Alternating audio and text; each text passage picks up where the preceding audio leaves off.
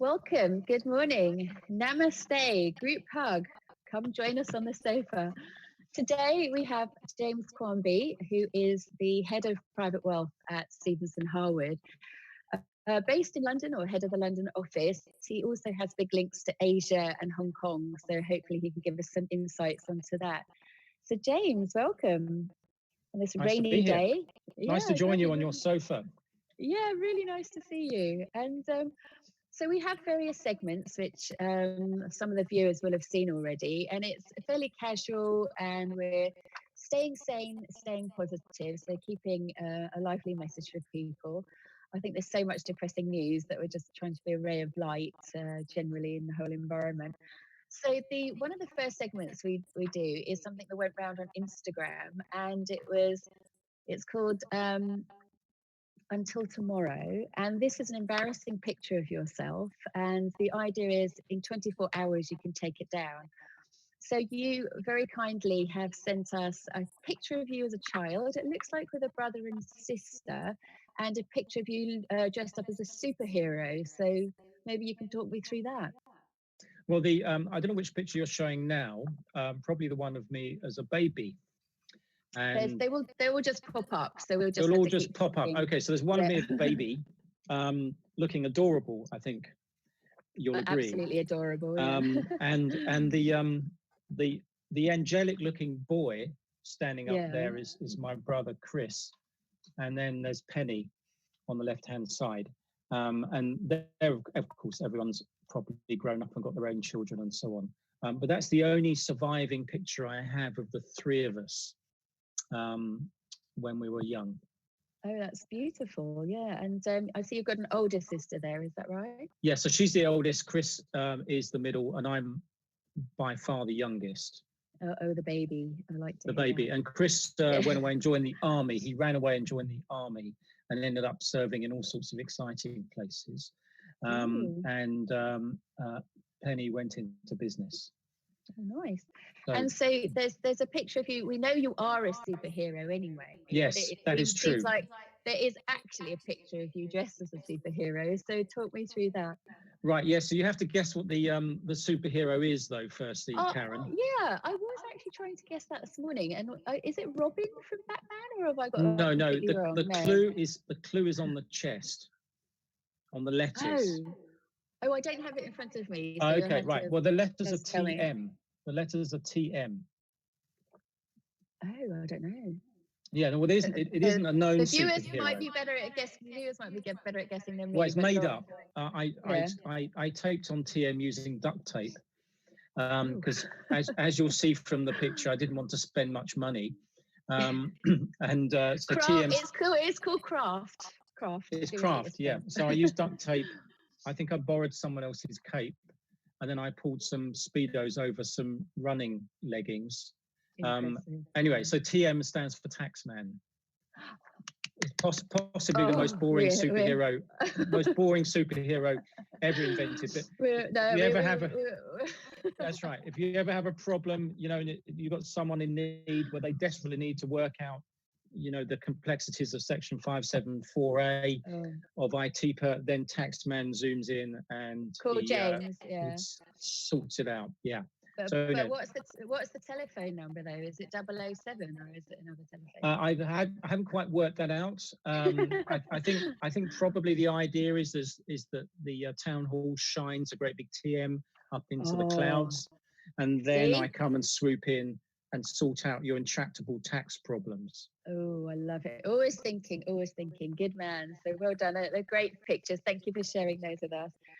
So staying sane, it's an interesting one. And I was looking at a really great YouTube video yesterday, and it said that we're all on this kind of curve, like an investment J curve, where apparently we go to sort of frustration, depression, and then we're out the other side, and we're all going back and round in a loop on this one. I was like, yeah, I'm definitely in the frustrated stage quite a lot. But I also, a couple of months ago, I got this amazing gadget, which is an HRV that you put your finger in, and it tells you what your heart rate variability is. So that was my excitement yesterday, staying sane, although I have no idea how to use it. So how about you? I see that you we had a picture of you with a workout mat with a kettlebell. Is that right? Yeah. So what I'm doing is I'm trying to keep. I think one of the tips I've had from other people during this lockdown is not allowing your life to turn to mush. And I think for the people that are used to having a routine of perhaps going swimming before work and then going out for lunch times and things like that. So I've tried to get some rigidity into the day. So every day, yeah. So 7 o'clock in the morning, I'm up.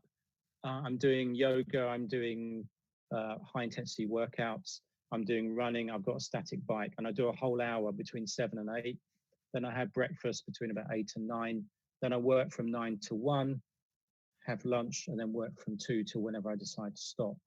And as you'll see in later pictures, which I've sent you, my home office isn't actually in my main house; it's in my garden. Yeah, it looks really great. Yeah. So I have a commute. I have a commute now from the kitchen to what we call the summer house on the top of the garden, which on a good day with light traffic will take about 20 seconds. And on a heavy day, like today, because of the rain and it slows everything up, it took closer to 25 seconds to get to the top. Oh, you could try different methods. You could hop. I'm sure that will slow you down a bit. Or you could try walking backwards. So I'm sure we can come up with some I could do it on my hands and knees, maybe. Or you could get a twister mat and then play twister with your husband before you get to the thing. That could take a whole hour to commute. You could do a podcast on the way. We could do that, although I think I'm not sure where I'd buy twister in these lockdown times. I'm not sure it's an essential item of shopping. Well, I think Amazon has now made $1 trillion over the last 2 weeks, hasn't he? So I'm guessing right. Mr. Amazon, Jeff Bezos, has still got messages to get us a twister mat. Anyway, so that gives us a nice segment to move on to WFH, work from home. Yeah. And so we've got 2 pics. One of you, the selfie, which looked like a yellow picture behind you. So I don't know if that's your office. But also then we've also got the office station. Yes. And I was very impressed to see that looks very organised and extremely set up, almost as good as a proper office in the city. So talk us through all your gadgets and gizmos and what you've got in your home office. Well, firstly, you'll see some art on the walls, which is mine. And I've put all my what I call simplistic art, which is just basically shapes and colours in that room to keep things simple. The desk is a proper office desk, which I bought years ago from one of those office clearance places. I'm told it was I was told it was used in IBM. A vintage oak IBM desk.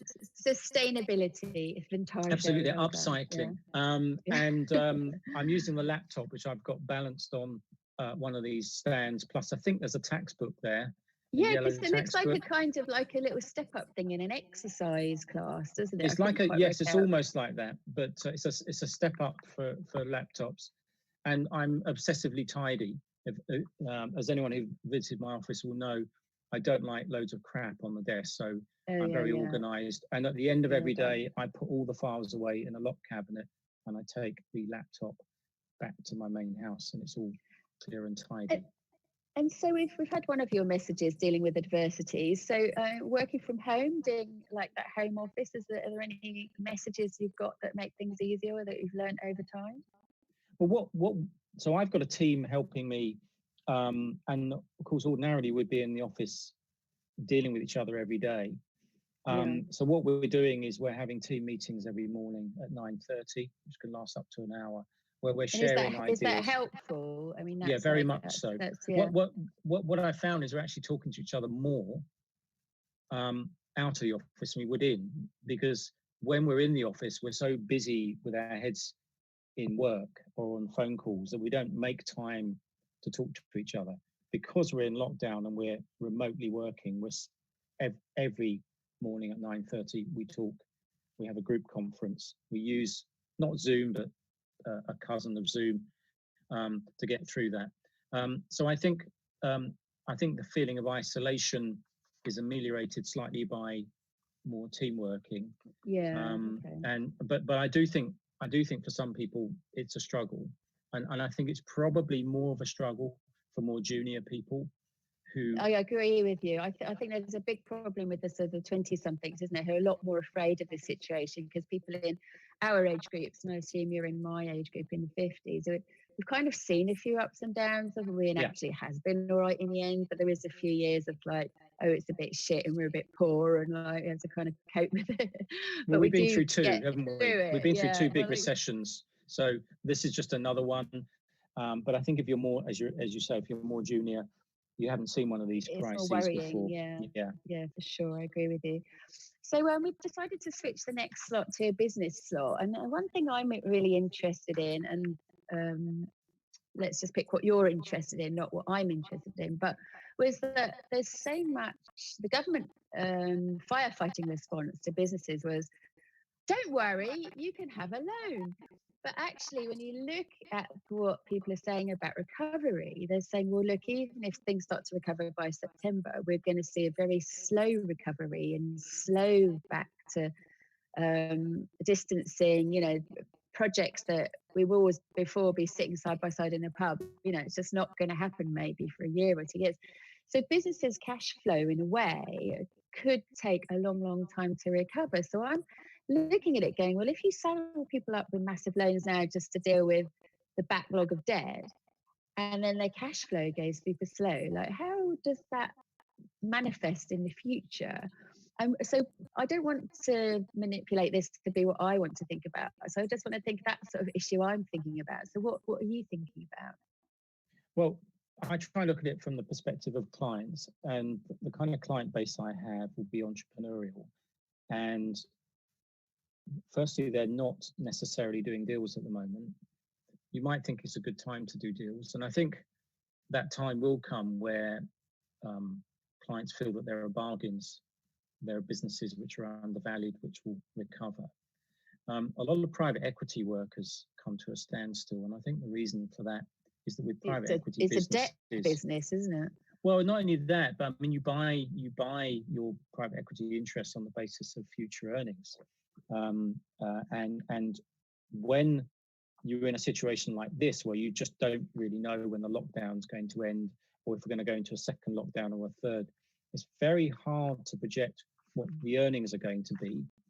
And if you can't project what the earnings are going to be, then the multiple of what you're going to pay is correspondingly very hard to determine. So I think it goes in the too difficult to deal with box, and you wait.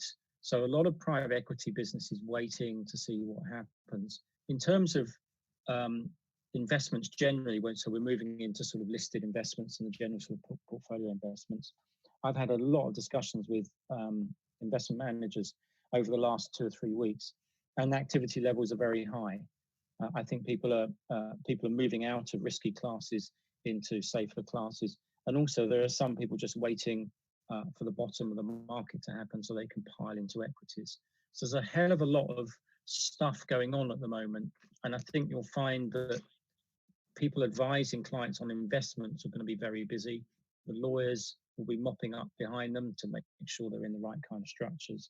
So there's a lot going on. I just think for the more sort of private transactions, private equity, real estate, commercial property. I mean, who wants to buy commercial property at the moment? Because landlords are suffering. People. Well, yeah, but again, you're buying yield. I heard that the Americans are kind of looking at it, going, "Look, actually, could we just have a look at some actual physical assets?" But I don't know. Well, again, I think if you're waiting for people in distress who are selling at clearly way below market value, you might go for that. But your standard real estate investment is effectively you're buying the covenant of the rent. And when you've got high quality tenants wanting rent holidays, like household names saying we want rent holidays, that's going to affect the valuation of the property. So I think you can see why a lot of people are holding off on real estate transactions at the moment. So explain what a rent holiday is, just so that the viewers are aware. Well, I mean, all these people running businesses with these shops and offices or whatever, they're having to shut down their business, and they want a holiday from the rent. They don't want to pay any rent. So does that mean not pay it, or it means to delay the payment, or what? Yeah, I mean, ultimately, they seem to think that the landlord, who's also probably another private business, should take on the burden of their business failing because of the measures. So I think landlords are under pressure. What's your view on it? What's your view on it? Because it's obviously going to be a topical issue, isn't it? My view is that everyone's going to look after number one. So if you're a landlord, you're going to want to protect your rental yields, and you know, if you're a trading business and you have leased property, you're going to want to reduce your costs. So it's going to depend on the respective bargaining power of the landlord and the tenant. I mean, I don't think either are in a good position, because if you're a landlord and you lose your tenant, how are you going to replace the tenant in these? So you're going to get nothing, are you? So like, it doesn't really work. I think we're all in the same boat, does it? Yeah, totally. It's just but I think at the moment maybe it's too early, isn't it, for people to go, oh, all right, I'll give you a big rent holiday, is it? But I think as things progress and we hit July and August, and this is all still the same, I think then there's going to be a lot more cracks in the system, aren't there? Yeah.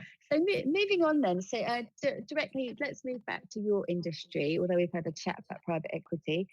And so let's have a look at, for instance, the OECD said that they will not bail out companies who are offshore, registered offshore.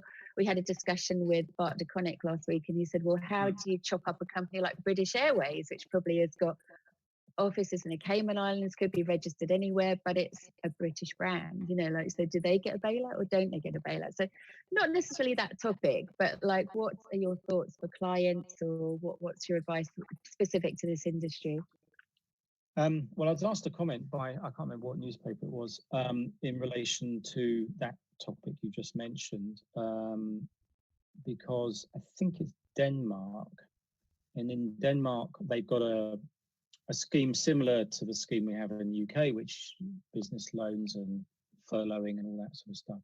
And what the Danish government has said is, if the company in question is in a tax haven jurisdiction, we won't provide any of these bailout funds. Because they don't want to send money to the offshore, other side of the tax dodgers.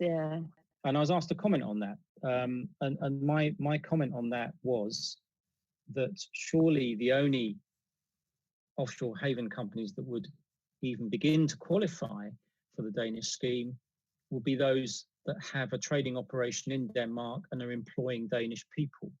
And to deny such a company the relief would seem to be unfair, because if they have a taxable presence in Denmark, that suggests they're paying tax, they're paying payroll taxes, they're employing Danish people, they're paying VAT.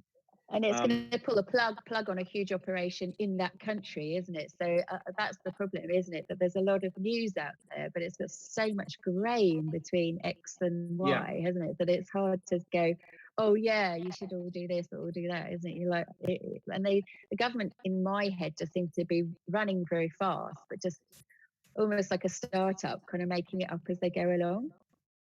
Well, maybe I think all the governments are making up as they go along, because no one's been trained for this kind of scenario. So I have a lot of sympathy for anyone in government. I mean, who'd want to be the Prime Minister? You might give us an insight perhaps on Hong Kong, because they have kind of dealt with SARS before, haven't they? And I know you have some insight. We have offices. Well, we have offices in Hong Kong and Singapore, and those two countries have been held out as being examples of perhaps the way Western governments should approach pandemics. And it's certainly true that both Hong Kong and Singapore have been better geared up, because they did have SARS, and their emergency plans look different to ours, because our emergency plan in the UK is based on the flu pandemic, and with flu pandemics you don't get tens of thousands of additional people dying. But the other thing to remember is that both Hong Kong and Singapore are quite small places. Yeah, you're right. It's the geographic size, isn't it? Yeah. I mean, Singapore is 5-6 million. So I think it's very good point. It's easier to control. It's easier to control a population in a smaller country. Yes, it's a more dense country, but also I think the relationship between citizen and government in Hong Kong and Singapore is very different to the relationship between citizen and government in Western democracies. And we've shown that to be the case in, if you look in Hong Kong, for instance, everyone's wearing face masks. Yes, that seems to be a difference of advice, doesn't it? That they're like, just wear a face mask, everyone. Whereas here they're like, no, this is not the right journey. And actually, even the medical staff say that, don't they? So it's like a very different. How do we know? And we can see that, can't we, as well? It's a different mindset, I think, because I've got plenty of friends from Hong Kong, obviously, and in their mind, they're wearing a face mask not to protect themselves, but to protect others. Yeah. And that's why so many people are wearing it. It's not a selfish act. Oh, I'm going to protect myself. A united act to save people. Yeah. Yeah, and I don't know, because I'm not a scientist, as to whether it works, but certainly when you see the pictures of people travelling on public transport in Hong Kong, you will see the vast majority of people wearing masks. So it'd be interesting to see what happens here. I don't know. I'm not a scientist. No, none of us have that ball, do we? So, oh well. No. Anyway, let's move on. We've got a little bit to go, and I feel like we're drifting a little bit. But passions. So we had a painting. Is that a particular style? I looked it up. Is it like in pastel, or is I couldn't quite understand what the art was, but apparently it's quite famous, isn't it? I'm not sure which one you're looking at, because we don't. It was like a yellow. Yeah, it's your passion. It's your yellow one on the table with the tree. Yes. So my obsessions with art are painting highly abstract paintings, which are basically blocks of colour, and that started with an obsession about stained glass windows. So a lot of my art. Love those. Yeah. A lot of my art. In fact, if you look behind me, over my shoulder, you'll see the painting in question. I think I sent you the yellow one, and then we have some trees over the sofa, and then gorgeous, further on that side, I'm not sure it's left or right, there's a portrait I did of Richard. Amazing! That's so cool. So I do portraits, but not very many. But so mostly my pictures are of trees and of highly abstract things. And generally using only acrylics and mixed media. So that basically means sticking things onto the canvas. Newspaper, magazines, gorgeous. Sand, I don't know, wherever I come across. So that's what I do to pass my time if I'm not clicking away on the laptop like a maniac, which is basically what I do for most of the day. Yeah, probably normally I would as well. I would be joining you on that one. So tell us about your location, because you're saying you're in the country. Yeah, so I'm 4 miles from the south coast, and the nearest, in fact, on a clear day I can see the sea from this window I'm looking out of now. The nearest town is Hastings. The nearest big town is Hastings. So it's 4 miles, and I live in a small village, and we're surrounded by fields and countryside. So we've not had the same problem that townies have had of exercising, getting harassed by police. We never see police around here. So we can. We've had a lot of police here. Like, I mean, I've not been stopped, but a lot of my neighbours have. Where been are stopped, you? Asked. I'm in Marylebone, so a lot of people have been asked why they're out and all that kind of stuff, but people have told me in a country there's no police really. We never see the police even when we need them. So it would be highly annoying to see police asking us what we're doing when we don't see them when we do need them. And I don't know how I would feel actually about being stopped and asked what I'm doing out, because there's that British spirit that we don't like it. I know we don't like it, but they notoriously they are giving people fines. I've not heard of that, but I mean there has been something on the news, hasn't there? And there is actually now a 3-tier fine process, like a parking fine, isn't there? Where actually you can just be arbitrarily given by a policeman by law. I think so, and you can also get a fine for not doing what you're told. Which again, British people don't like being told what to do. So if a police officer asks you to, let's just say you're doing something outrageous, like lying in a park sunbathing, like 500 meters from anyone else, and they ask you to move and you don't, I think you can get a fine for not Well, moving. you probably didn't see, or you might have seen, but in the FT about 2 weeks ago, front page news was actually Primrose Hill, which is near me. Yeah. And a lady was just sitting on a bench on her own, minding her own business, but obviously sunbathing, just enjoying the sunshine. And she was actually told, you will be fined if you do not go home immediately. Yeah. And it was front page of the FT. Yes. You're not allowed to enjoy yourself under lockdown. That's clear. No. So You have to apparently it's stay home and be glum. Be glum, and it's very useful to have a dog apparently, because they don't stop you if you have a dog. I must go and borrow one. There is a lot of borrowing of dogs going on, yeah. I'm sure. Anyway, let's finish off. I want to see what the post-COVID world looks like. I'm obviously a bit of a party girl, so in my head we all go mad. I'm afraid so. But in my head, we all go out partying for a couple of days, and then we go a bit like dry January, and we're all a bit like, oh, well, it was a bit awful, wasn't it? And actually we've learned a lot of lessons, and perhaps we should all like amend our ways. But I've had a lot of other responses, which are people see years of recovery. They do not see us in any shape or form being together for many months, even if the lockdown slows down. There'll only be 10 of us in one building, and in a way psychologically we've been a bit harrowed by the whole thing. So people might not want to go out, and they've got readjusted to TV at home and readjusted to meals at home. So what do you think post-COVID? Well, I've decided to write off this year. So in other words, I don't see I'll be traveling abroad for any reason, whether it's holiday or work. I can't see that. Can you, with all the airlines going bust? I mean, so today someone asked me to a conference in Malta in December, and I was like, I really don't think I'm going to be able to get to Malta unless I swim there personally, which, believe me, is not going to happen.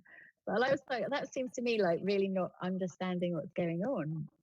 Yeah, I don't think we'll be traveling. And also, I think going to another country is in a way dangerous, because the country might be open when you get there, but might close when you want to leave. And the idea of being trapped away from home is not a good one. So I decided to write off this year in terms of travel and holidays.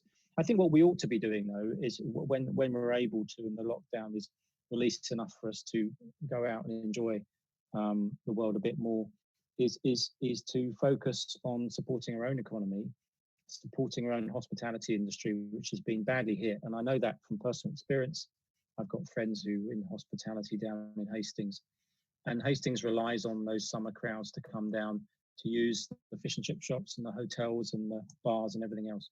So I think as and when we are actually allowed to go and use hospitality again, I think we should be using British hospitality and enjoying what we have in the country. And I think that's one of the good things that's come out of this, is that ordinarily when people are bored, they go shopping, they get on a plane and do a city break somewhere. They've now been forced to actually enjoy what we have in the UK. And so I think we're going to go more local. I think this has been a knock to globalization. We're going to have more local enjoyment using local businesses. And this year's going to be strange, but I am hopeful that there will be a vaccine or a therapy or a cure or something next calendar year, and then we can start getting back to normal, and the economy recovering. So I'm an optimist that you and I have been through bad recessions before, the global financial crisis, the recessions in the 80s, and it all looked terrible and it'd never get better, and it always does. So I'm optimistic. I've got one good story for you. When I was in my 20s, I bought my first house, and then we hit a massive 80s recession, and I was locked into a negative equity mortgage for years at 15% interest rate. Ooh. Wow. And we had to restructure the mortgage. Just got through it after about 3 years. And I said I learned how to do 3 things, and I was going to church recitals, like anything. We just took a time out. What is free this week? And it was massive, wasn't it? It was so bad, but like we all got through it, and we're back, and we did. We survived. We had nice lives, so we were all great. So I want to say thank you so much, and thank you to your husband for helping you with the setup and sending us all the pictures. So well done, Richard. And we really look forward to seeing you when things are out of lockdown. And we love your work from home. And thank you for being a good sport. So bye-bye for now. And we'll see you soon. Bye-bye, Karen. Bye, everyone. Bye.